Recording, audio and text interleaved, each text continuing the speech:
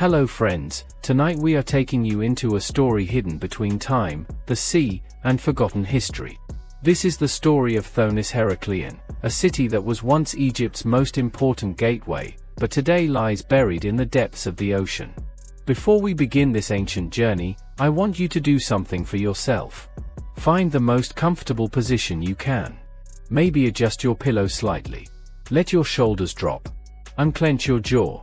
Take a long, slow breath in through your nose, hold it for just a moment, and now release it slowly through your mouth. Feel your body sinking deeper into wherever you're resting. Tonight's journey is so ancient that its voice now only echoes in water and sand, in the whispers of waves, and in the memories of civilizations long turned to dust. Thousands of years ago, when the city of Alexandria hadn't even been born yet, when the Great Library was still just an impossible dream, there was a city on Egypt's coast that watched every ship that came to enter the land of pharaohs. This city wasn't just a port, it was a sacred gateway, a threshold between the known world and the mysteries of ancient Egypt. Gold glittering in the sunlight, exotic spices filling the air with intoxicating scents, precious woods carved by master craftsmen, and every kind of trade imaginable passed through here. The sounds of temples echoed across the water, the movement of caravans created rivers of commerce on land, and the prayers of priests rose like incense to the heavens, all gathered in one magnificent place. People say this city was known by two names, and this duality was no accident. To the Egyptians, the people who had built pyramids and worshipped gods older than memory, it was Thonis, a holy place where the divine and mortal worlds touched. To the Greeks, those seafaring traders and philosophers who sailed across the Mediterranean seeking fortune and knowledge, it was Heracleion, named after Heracles, the mighty hero who they believed had once set foot upon these very shores. Both peoples met here in the marketplace, traded their goods and stories here under the watchful eyes of foreign gods, and worshipped their deities here in temples that spoke different languages but shared the same reverence. A city that connected two worlds, two cultures, two ways of seeing the universe itself. But it didn't last. Nothing golden ever does. This city disappeared, not in a day, not in a year, but across generations. It vanished so quietly, so gradually, that eventually people stopped thinking whether it even existed or not. The heavy walls of temples built to stand for eternity, the towering height of statues carved to honor kings and gods, and the constant bustle of trade that had made this place the beating heart of commerce, everything, absolutely everything, went beneath the water. Today we will tell you how a great city slowly sank. How humans laid its foundation with pride and ambition, and how nature, patient and inexorable, took it into its arms like a mother reclaiming her child. So get ready, settle deeper into your rest, and let the journey begin. Thonis Heracleion was the place where river and sea met in an eternal embrace. On the edge of the Nile Delta, where water was both fresh and salty, where the life-giving river kissed the vast Mediterranean, here arose a city that became Egypt's identity to the outside world. This was Egypt's face to travelers, to merchants, to anyone who came seeking the wonders of this ancient land. This city was built on water in ways that modern minds can barely imagine. Canals replaced streets, turning the city into a labyrinth of waterways. Boats replaced carts and horses, gliding silently through the channels. Trade was always flowing like the water itself, never stopping, never sleeping. Wheat from the fertile Nile Valley, golden items crafted by skilled Egyptian artisans, candles and lamps to light the darkness, and sacred gifts destined for temples throughout the known world, all flowed outward to distant lands. From the other side came wine from Greek islands, olive oil pressed in Mediterranean groves, foreign goods that Egyptians had never seen before, luxuries and necessities alike. Every ship that stopped here, without exception, first made offerings at the temple. This was not a suggestion or a tradition, it was law, sacred and unbreakable. Pleasing the gods was absolutely necessary, only then would you get permission to enter deeper into Egypt's mysteries. The priests ruled this gateway with absolute authority. They were the keepers of sacred knowledge, the interpreters of divine will, the guardians of Egypt's spiritual borders. Officials recorded everything with meticulous care, every cargo, every passenger, every transaction. This wasn't just a marketplace where chaos and commerce mixed freely, it was a controlled gateway, organized and deliberate, where Egypt decided who entered and what they brought with them. Here stood the temple of Amun-Jereb, which was very large and magnificent beyond description. Massive stones, each weighing more than several men combined, fit together with precision that still puzzles modern engineers. Statues taller than houses, carved with such detail that every muscle and expression seemed alive. Sphinx sculptures, those mysterious creatures with human heads and lion bodies, stood at the gates like eternal sentinels, their stone eyes watching everyone who passed. When you entered the city as a visitor from distant lands, you felt this wasn't just land beneath your feet, but the land of the gods themselves, sacred ground where mortals walked carefully and spoke softly. Every year there were festivals that transformed the entire city. Statues of gods, normally housed in the innermost sanctums of temples, were decorated with golden flowers and precious fabrics, then placed on elaborate boats and paraded through the canals. People lined the waterways, chanting prayers that their parents and grandparents had chanted before them. Incense rose in thick clouds, filling the air with fragrances of myrrh and frankincense. The city drowned in celebration, in color, in sound, in collective joy and reverence. This wasn't just religion practiced in quiet corners, it was a display of power, a demonstration that this city, this people, this civilization had the favor of forces beyond human understanding. It showed that the rule here belonged to the gods, and humans were merely their servants and administrators. But this city was so absorbed in its power, so confident in its eternal importance, that it didn't see what was happening beneath. The ground was slowly weakening, millimeter by millimeter, year by year. The weight of heavy stones pressing down relentlessly, the pressure of water seeping through every crack and crevice, and the soft layer of sand and silt beneath, all were creating a dangerous formula. Engineers and builders of that age did their best with the knowledge they had, but they couldn't understand soil mechanics the way we do now. Thonis Heraclean was magnificent, glorious, seemingly invincible, but it couldn't understand its own foundation. It couldn't see that the very water that gave it life and wealth, that brought ships and trade and prosperity, would one day swallow it whole. Sometimes nature doesn't learn lessons from humans, it teaches them, often harshly and without mercy. The ground of Thonis Heraclean was made of soft sand and mud, sediment deposited over thousands of years by the Nile's annual floods. It showed hardness on the surface, it bore the weight of temples and homes and people, but in reality it was like a sponge, filled with water, compressible, unstable. When earthquakes came rolling across the Mediterranean, and they came regularly though not always strongly, this water-saturated mud would liquefy. It's a phenomenon that modern geologists call liquefaction. The ground literally turns to liquid for moments. Buildings would tilt at strange angles. Massive gates would shift out of alignment. Foundations that seemed strong as mountains would become weak as clay in an instant. This process was so slow across decades and centuries that people considered it an act of God, divine punishment perhaps, or just the natural order that humans must accept.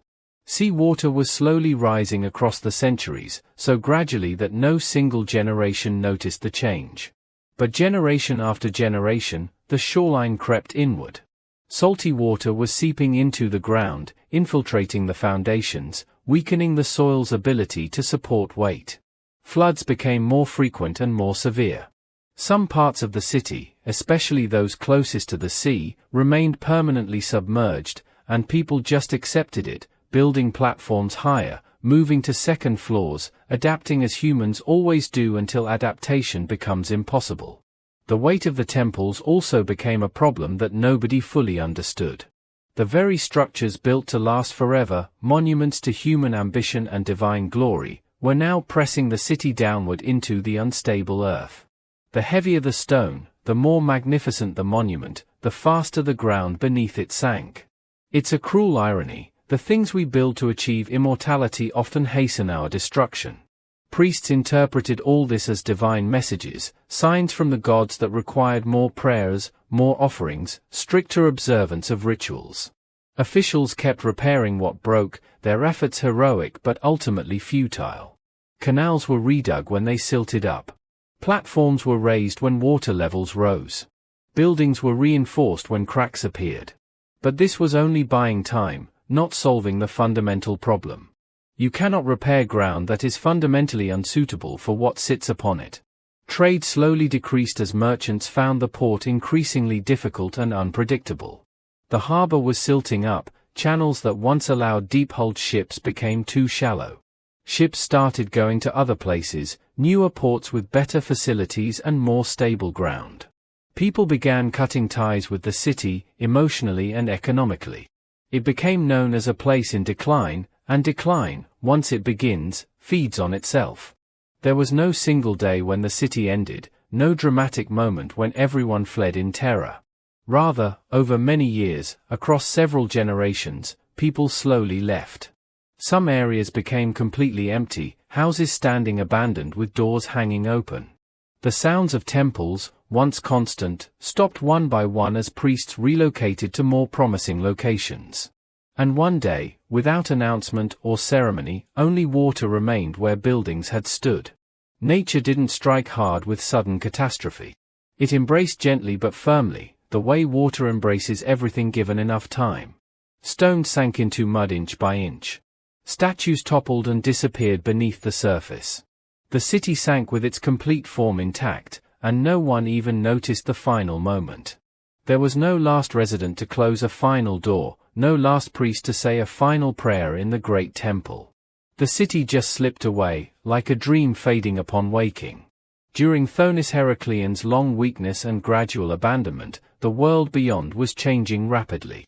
In the 4th century BC, Alexander the Great, that ambitious young Macedonian king who conquered half the known world before he turned 30, laid the foundation of a new city, Alexandria. This city was built on solid ground, on limestone bedrock rather than river silt. Its harbors were deep and engineered with Greek precision, able to accommodate the largest ships of the age. The location was chosen with strategic genius, considering trade winds, ocean currents, and defensive positions. Alexandria rose like destiny itself, like it had always been meant to rule this coastline. Royal attention went there because Alexander made it his capital in Egypt. Trade shifted there because merchants prefer certainty over tradition. The importance of temples also moved there as new sanctuaries were built with fresh enthusiasm and newer architectural styles. Thonis Heracleon was no longer necessary to anyone's plans. Slowly, people left from there, carrying whatever they could salvage. Priests shifted to Alexandria where royal patronage promised better futures. Rituals that had been performed in Thonis Heracleon for centuries moved to other places, adapted slightly, and continued as if the old city had never mattered. Trade stopped flowing through the old channels. Boats no longer came that way unless they were lost or desperate. And then one day, probably without anyone marking it as significant, the city that was once Egypt's gateway to the world became just water.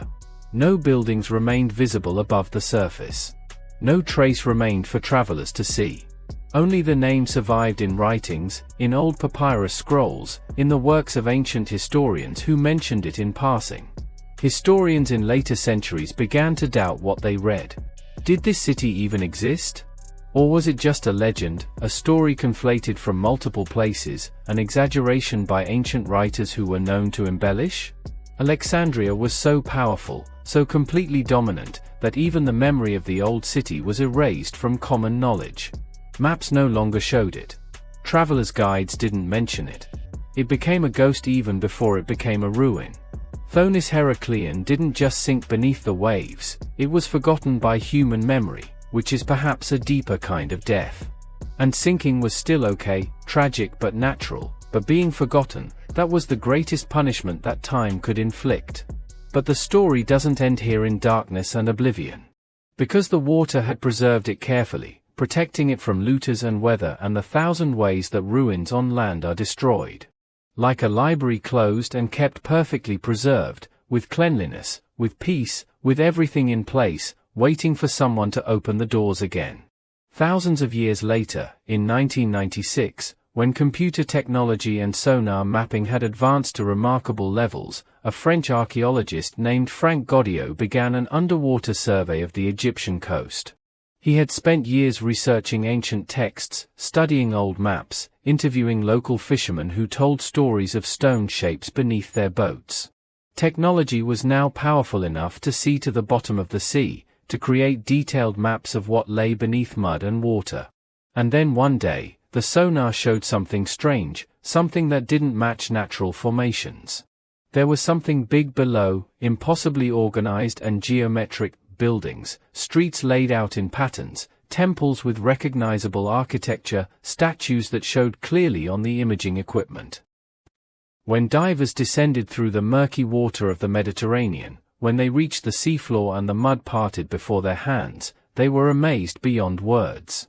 These weren't just stones scattered randomly by ancient shipwrecks. This was a city, intact and frozen in time. Giant sphinxes, those mysterious guardians, lay on their sides but completely whole. Lion sculptures still showed the details of individual stone-carved hairs. Statues of kings and queens, some standing over 16 feet tall, rested where they had fallen, faces still bearing expressions carved by artists who had been dust for millennia. Everything was there, preserved in the airless mud like insects in amber. Ships were also there, and this discovery was particularly exciting to maritime archaeologists. It was as if someone had said, "Just stop right here," and every vessel had obeyed instantly. Over 70 ships were eventually found, some with cargo still intact in their holds. These weren't empty hulls stripped by salvagers, these were complete time capsules showing exactly what was being traded, how ships were constructed, how sailors lived. Cargo included amphorae still sealed, jewelry, coins, everyday items that told stories of ordinary life. Inscriptions were found on temple walls and statue bases, carved deeply into stone, containing both the names Thonis and Heraclean together, finally proving what scholars had debated for centuries. The mention in old books was true. This wasn't multiple cities conflated by confused ancient writers. It was one city known by two names to two different cultures. This city really existed, it had really been as important as the ancient sources claimed. And it was preserved as it was at the moment of its final abandonment, as if someone had pressed a pause button on an entire civilization. This discovery is very important because it teaches us profound lessons about human civilization and our relationship with nature. Power doesn't last forever, no matter how mighty you seem in your moment. Empires fall, cities sink, monuments crumble, and the mighty are forgotten. There's no compromise with nature, you cannot negotiate with earthquakes, you cannot bargain with rising seas, you cannot ask geology to please wait until it's more convenient.